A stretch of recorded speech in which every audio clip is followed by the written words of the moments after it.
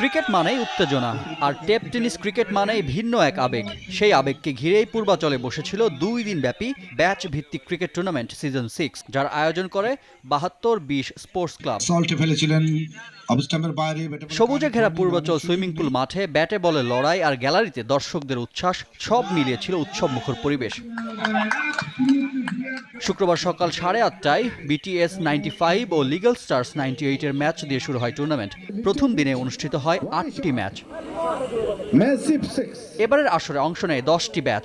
দেশের বিভিন্ন প্রান্ত থেকে আসা তারকা টেপ টেনিস ক্রিকেটাররা নিজেদের পারফরমেন্সে মাতিয়ে তোলেন পুরো আয়োজন। ক্রিকেটার বা এজ এ ফ্রেন্ড হিসাবে আমার বন্ধুদের টিমে আমি খেলতে আসছি। 11 ব্যাচের আমিও স্টুডেন্ট, তো ভালো লাগতেছে এবং খুব বেশি উপভোগ করছি আজকের ম্যাচগুলো। আমি চট্টগ্রাম থেকে আসছি। আমার ব্যাচ হচ্ছে 2011-13 ব্যাচ। আমি অসংখ্য ধন্যবাদ জানাতে চাই টুর্নামেন্ট কমিটিকে এত সুন্দর একটি টুর্নামেন্ট আয়োজন করার জন্য। তো এটা একটি রিইউনিয়নের মতো একটা টুর্নামেন্ট, একটা ফেস্টিভ্যাল, রিইউনিয়ন ফেস্টিভ্যাল বলবো আমি। বন্ধুদের সাথে অনেক কর্মব্যস্ততা থাকার সত্ত্বেও দেশের বিভিন্ন প্রান্ত থেকে প্রত্যেকটা ব্যাচের যেভাবে বন্ধুরা এগিয়ে আসছে। আমরা এই পর্যন্ত 4টা সিজনে অংশগ্রহণ করেছি। তৃতীয় সিজনে আমরা কোয়ালিফায়ারে বাদ হয়েছিলাম। এইবার আমরা আমাদের সারা বাংলাদেশ থেকে বন্ধুদেরকে খুঁজে নিয়ে এসে চতুর্থবারের মতো অংশগ্রহণ করেছি। আলহামদুলিল্লাহ, আমাদের যেটা ইচ্ছে ছিল আমরা এই টুর্নামেন্টের ফাইনাল খেলবো এবং সেই স্বপ্নটা আমাদের পূরণ হয়েছে। 2 দিনের হাড্ডাহাড্ডি লড়াই শেষে ফাইনালে মুখোমুখি হয় 11-13 ক্রিকেটার্স ও 14-16 বাংলাদেশ। প্রথমে ব্যাট করে 14-16 বাংলাদেশ তোলে 153 রানের চ্যালেঞ্জিং স্কোর। জবাবে 11-13 ক্রিকেটার্স 64 রানে অল আউট হলে 88 রানের দাপুটে জয়ে প্রথমবারের মতো চ্যাম্পিয়ন হয় 14-16 বাংলাদেশ। তো খুব ভালো লাগছে।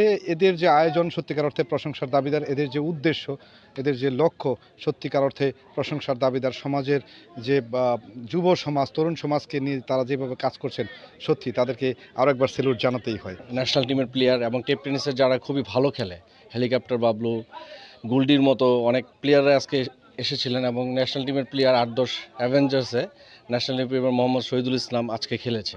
তবে সেই সাথে ইনিংসের সমাপ্তি। টুর্নামেন্ট শেষে অনুষ্ঠিত হয় পুরস্কার বিতরণী অনুষ্ঠান। বিজয়ীদের হাতে তুলে দেওয়া হয় ট্রফি। আয়োজকরা জানান, সবাইকে এক প্ল্যাটফর্মে আনাই তাদের মূল লক্ষ্য।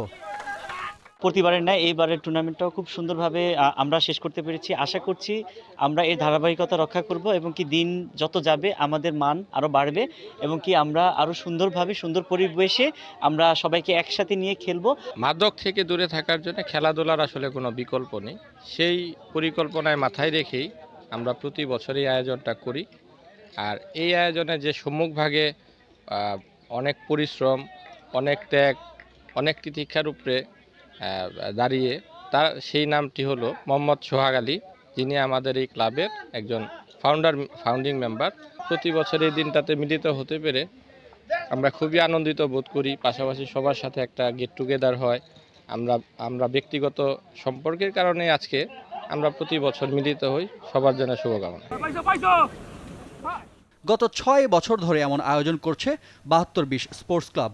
এই প্ল্যাটফর্ম থেকে আরও প্রতিভা উঠে আসবে বলে প্রত্যাশা তাদের। এই টুর্নামেন্টের মাধ্যমে আমরা ভালো ভালো ক্রিকেটার তৈরি করব এবং আমাদের একাডেমি করারও প্ল্যান রয়েছে। আমরা ক্লাব লিমিটেড নামে, আমরা 72-20 ক্লাব লিমিটেড নামে একটা ক্লাব করছি।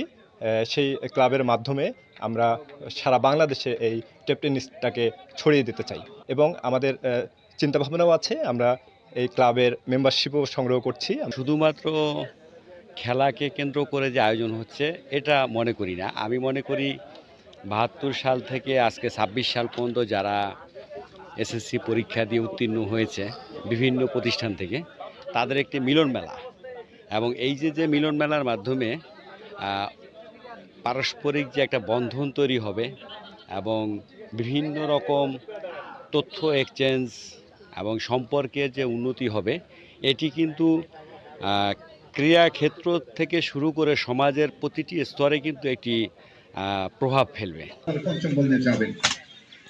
ক্রিকেট শুধু খেলা নয়, এটি একটি বন্ধনের নাম। আর সেই বন্ধনকে আরও দৃঢ় করতেই 72-20 স্পোর্টস ক্লাবের এমন আয়োজন, যা আগামীতে আরও বড় পরিসরে ছড়িয়ে পড়ার প্রত্যাশা আয়োজকদের। 1972 সালে যারা এসএসসি পাস করেছে, সেখান থেকে 2020 না এখন 2026 সাল এখন পর্যন্ত যারা সদস্য আছে তারাও এই গ্রুপের অংশ এবং সিনিয়র জুনিয়রের একটা মেলবন্ধন এখানে আমরা পাই এবং আমরা চেষ্টা করছি যে সবাই একটা ছাতার নিচে থাকা এবং সবাই মিলে ভালো কিছু করা। ভবিষ্যতেও আমাদের এই খেলা অব্যাহত থাকবে এবং আরও বড় পরিসরে হবে। আমরা আশাবাদী একসময় যে আমরা নতুন করে একটি ক্লাবও গঠন করেছি, যে 72-20 স্পোর্টস ক্লাব।